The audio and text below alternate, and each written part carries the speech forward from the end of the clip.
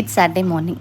பிரேக்ஃபாஸ்ட்டுக்கு ஓட்ஸ் தான் ஃபஸ்ட்டு செய்யலாமான்னு பார்த்தோம். பட் அது அடிக்கடி சாப்பிட்றதால கொஞ்சம் போர் அடிச்சிருச்சு. வேறு ஏதாவது சாப்பிட்லான்னு பார்க்கும்போது ஃப்ரூட்ஸ் நிறையா இருந்தது. ஸோ மித்துவுக்கு ஃப்ரூட் சாலட் மாதிரி ரெடி பண்ணிவிட்டு எனக்கு வந்து ராகி மால்ட்டா செஞ்சுக்கிட்டேன். அண்ட் இந்த ஃப்ரூட் சாலட்டில் பார்த்தீங்கன்னா கொஞ்சமாக honey, dry fruits and dads இது எல்லாமே போட்டு கொஞ்சம் நல்லா ஸ்வீட்டாக செஞ்சு சாப்பிட்டுக்கிட்டாரு. எனக்கு வந்து இதுக்கு மார்னிங்கே சாப்பிடும் போது செட் ஆகாது, அதனால் ராகி மால்ட்டாவே குடிச்சாச்சு. லஞ்சுக்கு வந்து கீரை தான் செஞ்சுருந்தேன். கீரையில் வந்து பருப்பு போட்டு செஞ்சால் எனக்கு ரொம்ப ரொம்ப பிடிக்கும். அண்ட் வெஜ் ஐட்டமில் எனக்கு பிடிச்சது வந்து கீரை.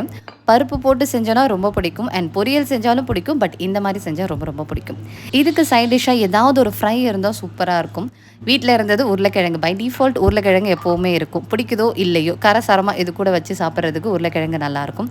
முட்டையும் இருந்ததுனால எனக்கு மட்டும் நான் முட்டை வந்து ஃப்ரை பண்ணிக்கிட்டேன். மித்துவுக்கு அதை செய்யலை. ஸோ மித்துவுக்கு முட்டைக்கு பதிலாக கொஞ்சமாக வத்தல் செஞ்சுருந்தேன். ஸோ ஃபைனலி சாட்டர்டே லன்ச் வந்து எனக்கு ரொம்ப ரொம்ப பிடிச்ச மாதிரி ஒரு கம்ஃபர்ட்டான லன்ச்.